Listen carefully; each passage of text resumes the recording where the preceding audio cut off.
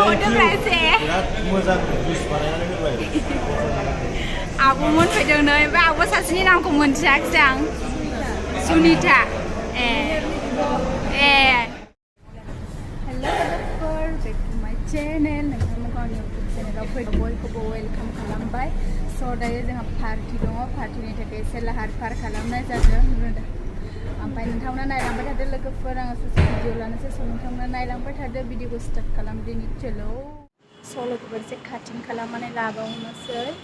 ओमफ्राय माखासे बाखिखिनिखौ खालामजोबखाबाय ओमफ्राय एसे बेलेन्स दंबावो बेवहाय काटिं खालामना लाग्रोनोसै स' नोंथांमोना नायलांबाय थादो लोगोफोर काटिं खालामदों लोगोफोर 100 जननि माने पार्टि दङ नालाय बेनि थाखाय एसे काटिं खालामबाय ओमफ्रायो नोंथांमोननि गेजेराव ससे भिडिअबो लानानै फैबाय लोगोफोर आङो वाटारमेलनखौ हानानै लाबाय ओमफ्राय नैबे पापाया मुदुमफुल हानानै लाजोब्बाय रेडि खालामनानै लाजोब्बाय लोगोफोर स' नायलांबाय थादो लोगोफोर जोंहा मेदामबो दङ नै ओरैहाय हाय बोलो मेदाम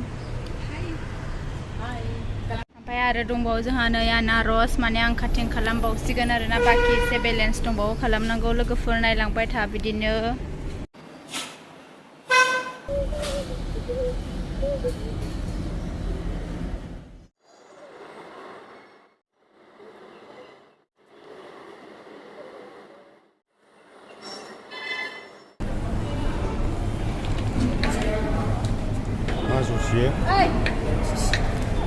मा जुसियो मिल्क लेमन स'डा हरदों रायसे बिराद मोजां जुइस बानायनानै होबाय आब'मोन फैदों नै ओमफ्राय आब' सासेनि नामखौ मोनथियाखिसै आं सुनिता